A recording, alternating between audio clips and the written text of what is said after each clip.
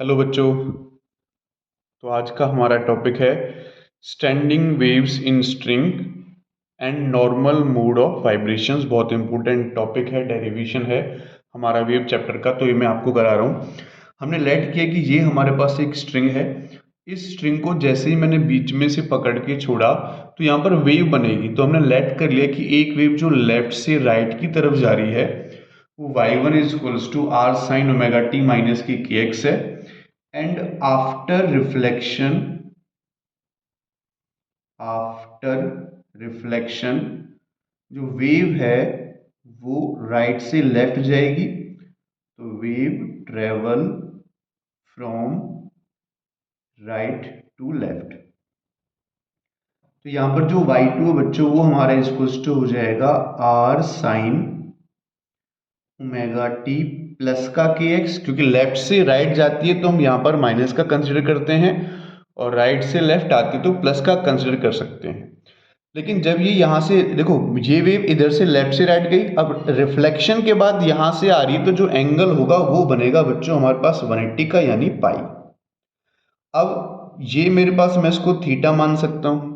तो sine pi plus theta sine में ही रहता है, लेकिन कौन से क्वाड्रेंट में जाता है? थर्ड क्वाड्रेंट में जाता है, इसलिए माइनस का हो जाएगा and omega t plus k x. ठीक है, ये इक्वेशन नंबर 1 हम इसको कह सकते हैं, इसको इक्वेशन नंबर 2 कह सकते हैं। अब वेव लेफ्ट से राइट जा रही है, राइट से लेफ्ट आ रही है, तो आपस में जब मिलेंगी तो इनका सुपर इम्पोज होगा। तो सुपर इम्पोजिशन के बाद एक न्यू वेव बनेगी। तो मैं यहां पर लिख लेता हूं after super impose the resultant wave, एक रिजल्टेंट वेव बनेगी बच्चों हमारी, जिसको मैं y कहूंगा। y इक्वल्स टू हो जाएगा हमारा y1 प्लस y2 के इक्वल। तो जो y2 वाला है ये चीज, इसको मैं चलो पहले लिख लेते हैं। y1 को लिख लेते हैं, तो y1 हो जाएगा r sine omega t minus k x and plus minus k r sine omega t plus k x. दोनों को ऐड कर लेते हैं। y इक्वल्स टू, देखो मैं यहां से माइनस के आर कॉमन ले रहा हूं और इस वाली टर्म को मैं पहले लिख रहा हूं। तो ये मेरे पास हो जाएगी बच्चों साइन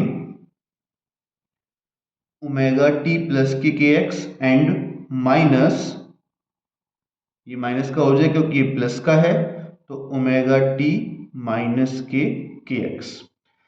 इस वाली टर्म को मैं c कंसीडर कर लेता हूं, इसको मैं d कंसीडर कर लेता हूं, और ये हमारे पास एक फॉर्मूला बन जाता है किसका? Sine c minus sine d का। तो sine c minus sine d का फॉर्मूला होता है बच्चों 2 sine c minus k d by two and cos c plus k d by two. ये फॉर्मूला मैं यहां पर अप्लाई कर देता हूं। तो y equals to minus k, after जब हम इसको सॉल्व कर लेंगे तो सॉल्व करने के बाद ये फॉर्मूला लगाने के बाद ये टर्म आ जाएगी साइन के x and cos omega T. ये जो टर्म है हमारे पास ये एम्पलीट्यूड को शो करेगा, एम्पलीट्यूड, एंड ये हमारे पास फेज को शो करेगा। तो ये हमारे पास रिजल्टेंट वेव बनी। ये जो वेव बनी है स्टेशनरी वेव है, क्योंकि मूविंग वेव में हमारे पास वेलोसिटी आती है और इसमें हमारे पास वेलोसिटी नहीं है। ठीक है, तो हम इसको कह सकते हैं स्टेशनरी वेव है। नाउ अब मैं इसकी नॉर्मल मोड ऑफ वाइब्रेशन की कंडीशन निकालूंगा, तो उसके लिए मुझे यहाँ पर कुछ कंडीशंस निकालनी पड़ेगी। तो मैं बात कर लेता हूं at one end of the string, यानी मैं एक एंड की बात कर रहा हूं जहां पर देखो x इक्वल्स टू 0 है, इसकी लेंथ हमने यहां से यहां तक l मानी है, और यहां पर x इक्वल्स टू 0 है। अगर x इक्वल्स टू 0 है तो हम यहां से देख सकते हैं x की वैल्यू यहां पर मैं पुट करूंगा तो y माइनस के 2r साइन के इंटू 0 होगा, और साइन 0 पे क्या होता है बच्चों? 0 होगा। तो y भी मेरे पास कितना आ जाएगा बच्चों? यहां से 0 आ जाएगा। अब अगर मैं इसके अदर एंड की बात करूं, एट अदर एंड, ठीक है, अदर एंड पर जो x है वो l के बराबर है। यहाँ पर x इक्वल्स टू l है, हम देख सकते हैं। तो यहाँ पर हमने x इक्वल्स टू l लिया और यहाँ वैल्यू पुट कर लेते हैं। लेकिन हम यहाँ पर देख सकते हैं कि इस वाली टर्म पर y 0 है, y के अलावा कोई डिस्प्लेसमेंट नहीं है, नोड यहाँ पर हमारा बन रहा है, ठीक है। तो y 0 है, तो मैं यहाँ पर y की वैल्यू 0 पुट कर लेता हूँ, ठीक है। y क्या है, यहाँ पर 0 है, तो 0 इज इक्वल्स टू हो जाएगा मेरे पास कितना है, ये पुट करेंगे तो माइनस का 2r साइन के एल कॉस ओमेगा टी, ठीक है, विच इम्प्लाइज दैट, ये सब 0 में चले जाएंगे तो हम कह सकते हैं कि जो साइन के एल है वो हमारा 0 के इक्वल है, ठीक है, 0 के इक्वल है। अब साइन 0 कब कब होता है बच्चों, ये जो साइन के एल हमारा 0 आया है, ये 0 कब कब होगा, साइन 0 पे 0 होता है, ठीक है। तो उसके बाद पाई पे भी 0 होता है, 180 पे भी, 2 पाई पे भी 0 होता है। तो इसका एक हम जनरल फॉर्मूला बना लेते हैं, साइन n पाई, वेयर जो n है वो 0 1 2 अप टू सो ऑन है। 0 पुट करेंगे तो 0 साइन 0 हो जाएगा, 1 पुट करेंगे तो पाई 0 हो जाएगा, 2 पाई पे पुट करेंगे तो 0 हो जाएगा, ठीक है। तो यहां से देखो साइन से साइन कटेगा तो के एल हमारे पास आ गया n पाई के इक्वल। के की वैल्यू क्या होती है बच्चों, 2 pi by lambda into L into N pi. तो पाई से पाई कटेगा, यहां से अगर मैं लेमडा की वैल्यू निकालूं तो मुझे यहां से मिल जाएगा 2l बाई एन, ठीक है। तो ये वेवलेंथ निकालने का हमारे पास जनरल फॉर्मूला हो गया। अब n की वैल्यू मुझे यहां से 1 2 3 नॉर्मल मोड्स ऑफ वाइब्रेशन के लिए पुट कर देनी है। चलो मैं नॉर्मल मोड ऑफ वाइब्रेशन की बात कर लेता हूं यहां पर। तो पहले हम बात कर लेते हैं first normal mode of vibration की। फर्स्ट नॉर्मल मोड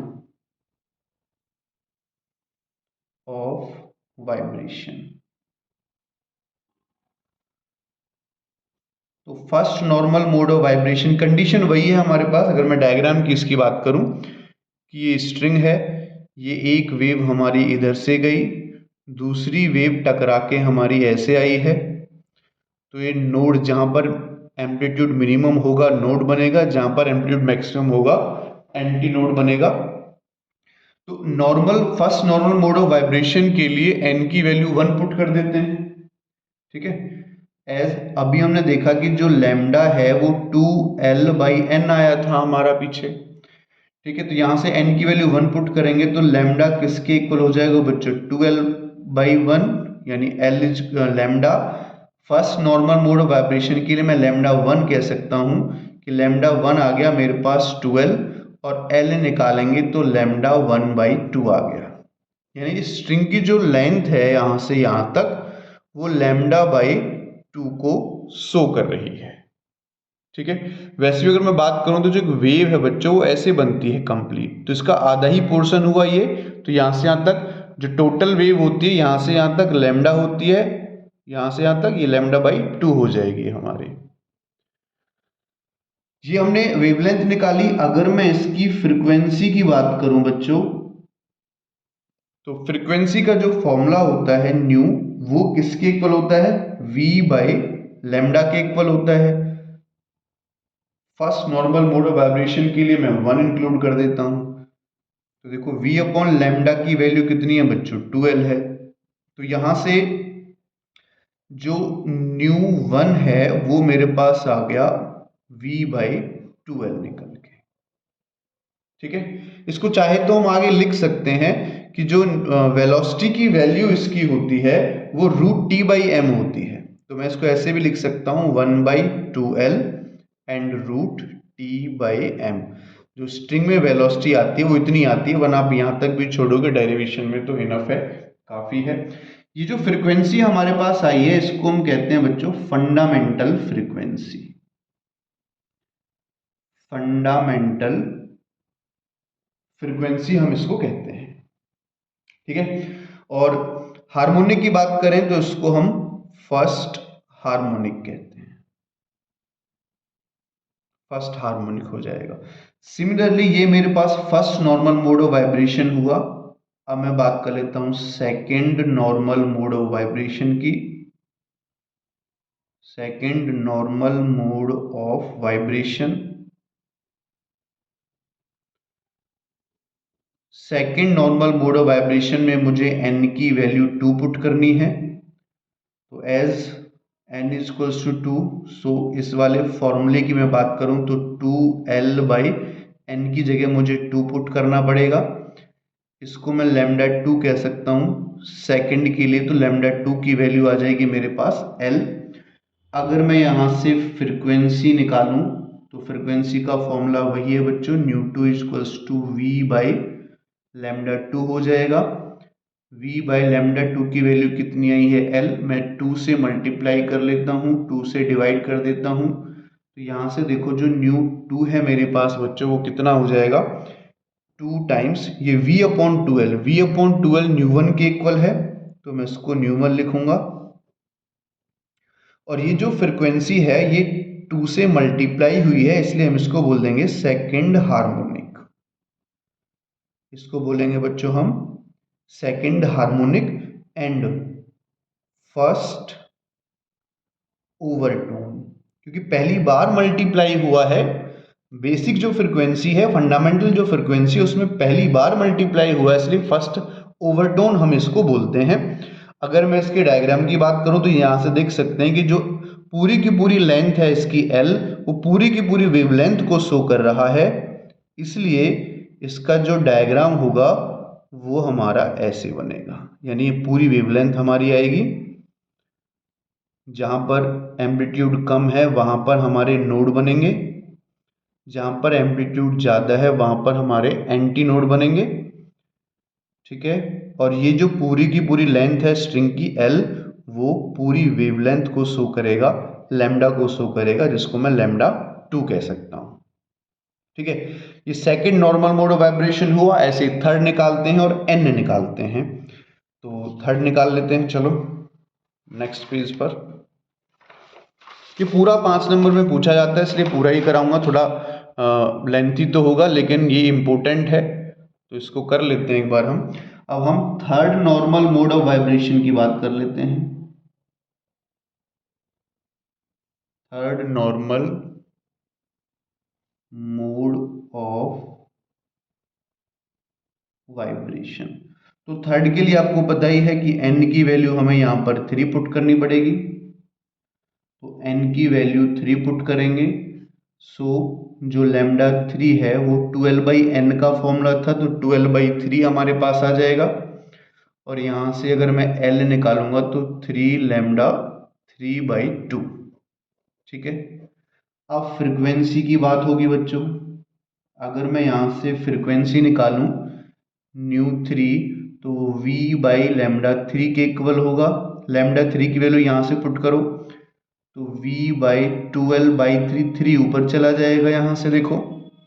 एंड ये जो न्यू 3 मेरे पास फ्रिक्वेंसी है वो 3 टाइम्स V बाई 12 की वैल्यू न्यू 1 के इक्वल है, पीछे वीडियो आप चेक कर सकते हैं।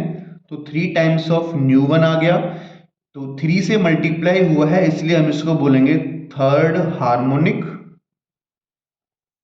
थर्ड हार्मोनिक, और दूसरी बार मल्टीप्लाई हुआ इसलिए सेकंड ओवरटोन हम इसको बोलेंगे। डायग्राम की मैं बात कर लेता हूं। डायग्राम में देखो 3 बाई 2 लैम्डा यानी 1.5, तो ये पूरी वेव 1 हो गई और ये हाफ और हो गई। तो इस टाइप से हम इसका डायग्राम बना सकते हैं। यहाँ से यहाँ तक जो लेंथ है वो 3 लैम्डा 3 बाई 2 को शो कर रहा है बच्चों। यहाँ से जहाँ पर एम्पलीट्यूड कम है वहाँ पर नोड, और जहाँ पर एम्पलीट्यूड ज़्यादा है वहाँ पर एंटी नोड हमारा हो जाएगा। ठीक है, ऐसे ही अगर मैं nth normal mode of vibration की बात करूं, nth normal mode of vibration,